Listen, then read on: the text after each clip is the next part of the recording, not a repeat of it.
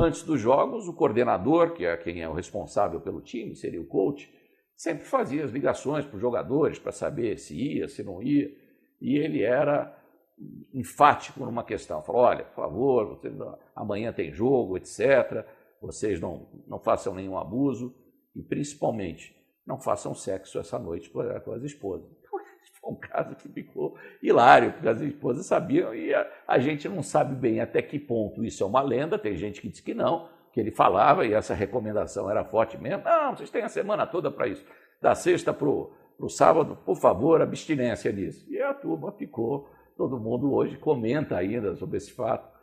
Há uns que digam que isso seja uma lenda, mas tem muitos, uma grande maioria diz que é verdade.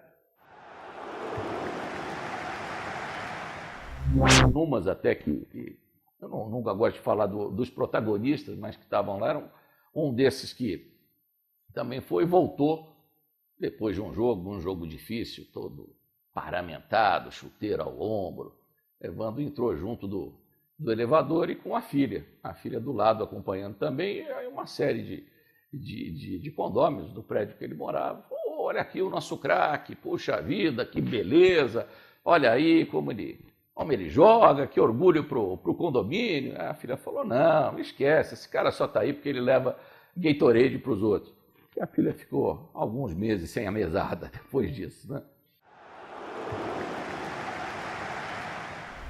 Olha, dentre tantas histórias interessantes, é difícil a gente ficaria aqui dias e dias rememorando essas histórias, mas uma interessante é a do time do Sanfrecce, que tinha um uniforme todo particular, era um uniforme rosa, e logo os amigos lá, você pode ver o time dos Rosinhas, e aquilo já causava um determinado mal-estar nos jogadores. E o time não ia bem, perdia tudo que era jogos, o pessoal queria abandonar, etc. E aquele negócio, aí um disse, não, isso aí é por causa do uniforme, isso é um uniforme para time, e foi aquela conversa até um dia que ele entrou no elevador do prédio e parece que o zelador falou, ô doutor, mas que coisa, isso é uniforme, mas isso é de futebol mesmo, isso daí é de vôlei, de basquete, de algum esporte diferente. Bom, foi o suficiente para na semana seguinte todo mundo fazer uma vaquinha e trocar o uniforme daquele rosa-choque que existia para o uniforme branco, que não foi suficiente para levar o time a bom termo no campeonato, mas foi pelo menos uma tentativa. Outra história também muito pitoresca, que eu diria, era sobre um dos jogadores, que não era dos mais talentosos, como vocês podem imaginar, como no campeonato tem aqueles jogadores chaves, que são os mais talentosos, lá nós chamamos dos esqueletos, e outros que são menos talentosos, são mais esforçados. Era o caso desse, era um jogador mais esforçado do que talentoso, mas de repente ele estava no meio da arquibancada, com os filhos de vários, garotada de 11, 12 anos, e fazendo um discurso para a meninada. Pô, todo mundo quer que eu resolva o jogo? Como é que eu posso resolver se a bola não chega em mim? E aí todos perguntaram, vem cá, depois que ele saiu, mas esse cara é tão bom assim?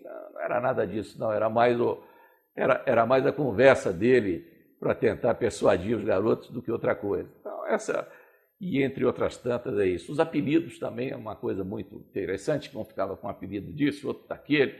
Não vou falar porque apelido às vezes é uma coisa que pega, mas tinha um que era vamos dizer que o apelido fosse o Zezinho.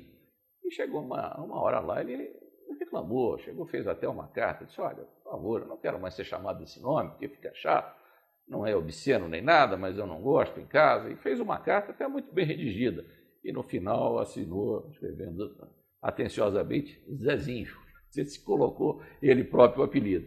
E tinham outros, era o Pebolinho, o Celo Silva, e a turma da arquibancada que acabava usufruindo de todas essas histórias deliciosas, que não chegava lá, vem cá, por que me chamam de Pebolinho? Por que me chamam de mão de pau ou de mão de alface? E aí depois você podia imaginar o que essa turma entrava depois na gargalhada.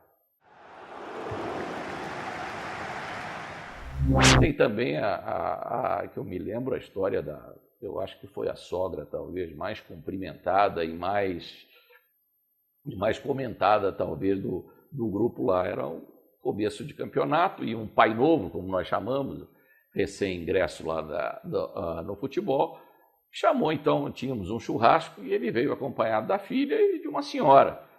E evidentemente todo mundo achava que não deveria ser a esposa dele, que já estava em idade um pouquinho mais avançada, mas não teve jeito, só faltou o megafone.